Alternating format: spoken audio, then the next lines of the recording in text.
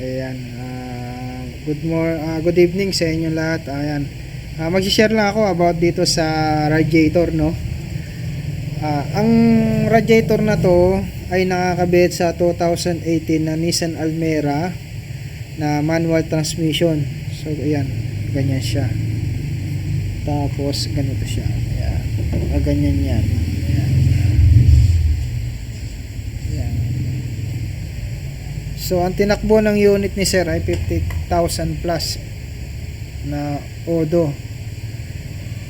So ito kasi ang issue kasi niya ay lumalabas ang temperature kapag sobrang init o nababad sa traffic. Yun, kahit isang biyahe lang ay lalabas agad yung temperature sign niya o yung overheating sign. Then nung chinek ko yung mga hose, wala naman siyang leak, tama naman yung coolant niya. Tapos chinek ko yung mga water pump, yung bomba na water pump, yung thermostat, and then yung tawag doon, yung radiator fan motor, yung auxiliary fan sa harap o yung yun nga, okay naman, umaandar naman. At yun nga, kapag sobrang init, yan, doon siya lumalabas yung overheating sign. So sinuggest ko kay sir na pinaka worst case is yung top overhaul. Pero ito kasing radiator, hindi ko pa nabubuksan. Ito na lang. So kaya ito na yung ginawa ko ngayon, binuksan ko yung radiator. Ayan o. Kung makikita nyo, ang dami niya ng umido. Yan, umido na yan. Yan yung coolant na sa katagal ng panahon nagkakaganyan, natutuyo. Lalo na kapag yung nakalagay sa unit nyo mas maraming tubig kumpara sa coolant.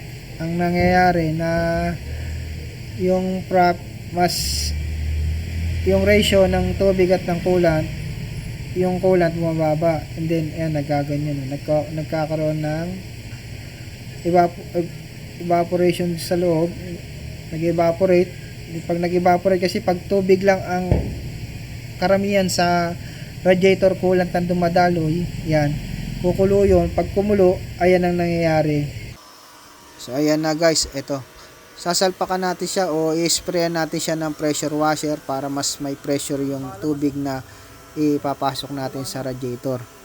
Ayan, kung makikita nyo, ayan, ilang butas lang ng radiator ang may nilalabas ang tubig. So kapag ganyan talaga ay barado talaga yan, kasi dapat lahat ng pins niyan o butas niyan ay may lumalabas na tubig. So dito sa case na radiator na to ay ilang piraso lang, I guess nasa 7 butas lang yung nilalabasan yung tubig. So ganun talaga ang mangyayari. Yung kung ano lang, maliit lang yung amount na magsi-circulate dun sa radiator. Ayan. So kapag ganyan, barado po yan. So ito, tinry kong tusok-tusukin. Talagang napakatigas na po ng mga sumiksik na coolant yung sa gitna, yung mga natuyo. Ayan, sumiksik. Kaso nga lang, hindi na talaga nakuha sa linis. Kaya palit bago na. Sobrang tigas. Kaya ayan.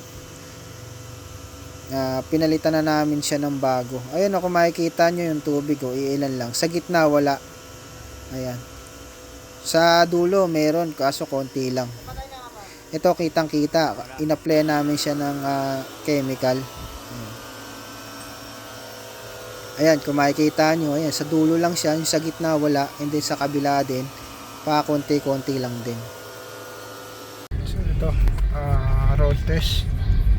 Ayan, exact 12 tayo ngayon nag road test. Yan, 12 ng tanghali na sobrang init ng panahon. Ayan, nakaset ang ating aircon. Ayan. So hindi na lumalabas yung overheating sign niya. Ayan, na dati lumalabas kapag ganitong tirik ang araw. So ayan, okay na siya. So yun lang ang naging problema is yung radiator. At pinalitan natin siya ng bago. Ayan. Yan, saka palit na rin ng coolant. Yan, ngayon okay na. Okay, road test. Okay. So, sa mga may problema sa inyong mga sasakyan pagdating sa overheat, especially sa Almera, yan, tumatanggap po kami niyan dito sa Niscare. So maraming salamat po. Don't forget to subscribe to my YouTube channel, and then papalo na rin sa aking Facebook page na Niscare. So maraming salamat guys sa panonood. Thank you for watching. God bless.